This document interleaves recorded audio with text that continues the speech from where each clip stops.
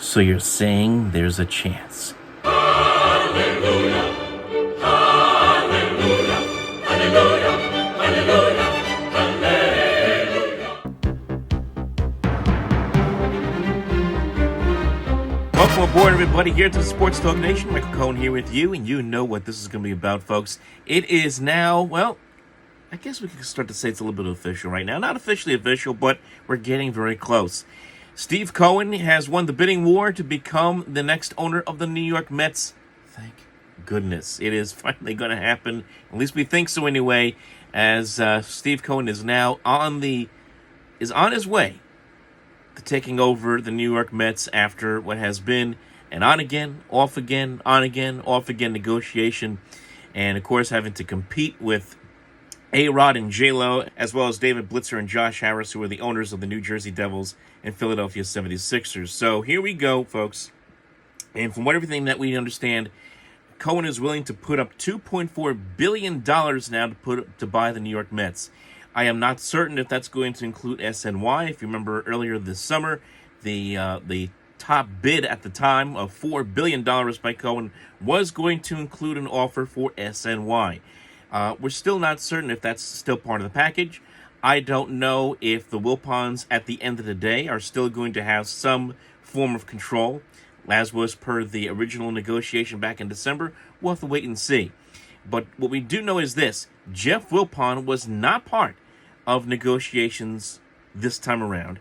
And Saul Katz, who is the managing partner with the Wilpons and a co-owner in a lot of ways, wanted to get this deal done.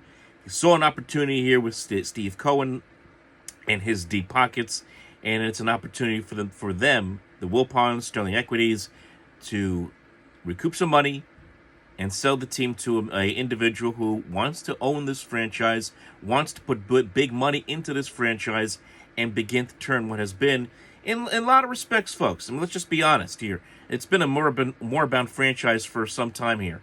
Under the Wilpons' direction, and yes, I understand, since they have been, that this team has had its highs, ups and downs.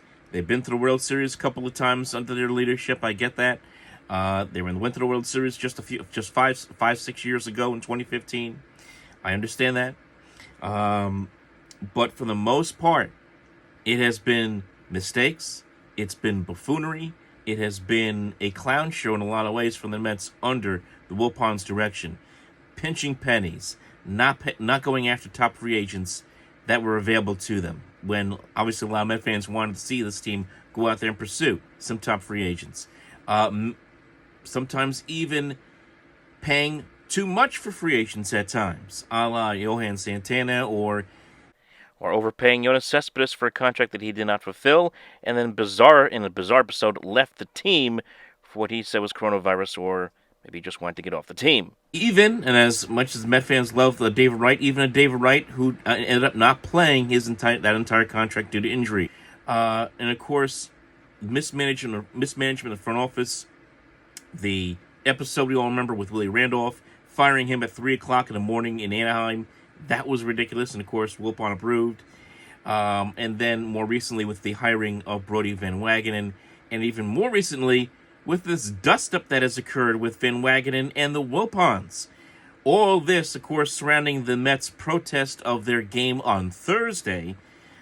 And for somehow, I still don't know how this video got out. I don't know who did this. I don't know if some intern forgot to turn the video feed off. I don't know if somebody turned it on by mistake. I don't know if it was Van Wagenen who turned it on by mistake, but somebody allowed the video to go out. That person's in deep trouble. But somehow that video got out, and it's Van Wagenen blasting Commissioner Rob Manfred, saying that he just doesn't get it, under the impression at the time that it was, as Van Wagenen claimed, that it was Manfred who wanted the Mets to come out at 7:10, hold a protest, go back into the dugout, sit there for an hour, or into the clubhouse, sit there for an hour with the Marlins as well, and then come back out at 8 o'clock and play the game. And he tore into Rob Manfred for that. saying that he doesn't get it, that the players don't want to play at all. And it turns out, well, it wasn't Rob Manfred's who made that idea. It was actually Jeff Wilpons. And of course, Van Wagenen had to double back, came out, put out a statement. Here it is. Jeff Wilpons called Commissioner Manfred this afternoon to notify him that our players voted not to play. They discussed the challenges of rescheduling the game. Jeff proposed the idea of playing the game an hour later. I misunderstood that this was the commissioner's idea. Whoops! Big mistake right there. And then, of course, to top it off, what did the Wilpons do? Well, they show how great, what great leadership they have. They take Van Wagenen, they throw him under the bus, they roll over him once, they roll over him twice, and you know what? Let's just roll over him a third time and misspell his name. Why not we do that as well? Statement from This is a statement from Fred Wilpons. I am very stressed and disappointed to learn tonight that our general manager, Brodie Van Wagenen, made disrespectful and inaccurate comments about our commissioner, a long-term close friend of mine. I hold Rob in the highest regard, and in no way are Brodie's, spelled wrong, and by the way here, B-R-O-D-Y, remarks reflective of my views or the organization's. Rob continues to be a great leader of Major League Baseball. I apologize for any harm this incident has caused Rob. And then on top of that, Jeff Wilpons comes out there and he opines, says, to clear up any misunderstandings, it was my suggestion to potentially look into playing the game later because of scheduling issues. Brodie's misunderstanding of a private conversation was and is inexcusable. It's the Mets being the Mets. Put all the other stuff, all the other stuff aside for a second. It's just the Mets being the Mets. And this is why, one of the many examples why the Wilpons need to move on and get out in running this franchise. They have made a joke of a lot of things with this team. We can even go back to the Bernie Madoff situation. And here's a picture. Of that with Fred Wilpons with his buddy, who turns out to be, as we all know, Bernie Madoff. Mets lost a lot of money in that scam, and certainly not all of it was their fault, as we all know. There were a lot of people who were swindled by Bernie Madoff, but still, it cost the team, cost the Wilpons, and as at the same time, the franchise, millions of dollars. He even mentioned Bobby Bonilla and his ridiculous contract with which the Mets are still paying for. All this part of the legacy of the Wilpons, and soon that now will come to an end. And we'll see if Steve Cohen can get this franchise moving in the right direction. And it kind of helped a little bit that the Mets swept the Yankees last night, 6-4 and 4-3, amid Rosario with the walk-off home run at Yankee Stadium. Very 2020, if you ask me, as we all know. But here, what can I tell you? It's a bizarre year for everything. But the Mets do end up sweeping that doubleheader. And starting off what could be the Cohen era on the right foot, if you will. But to a little bit more in Cohen again, we still have yet to learn how much he is going to have of this franchise. Is he going to have full control as well as S and Y? Are the Wilpons going to hang around a little bit, or are they just going to take the money and leave, which Wild fans would like to see? And then once that happens, we still have to get approval from the other owners in Major League Baseball.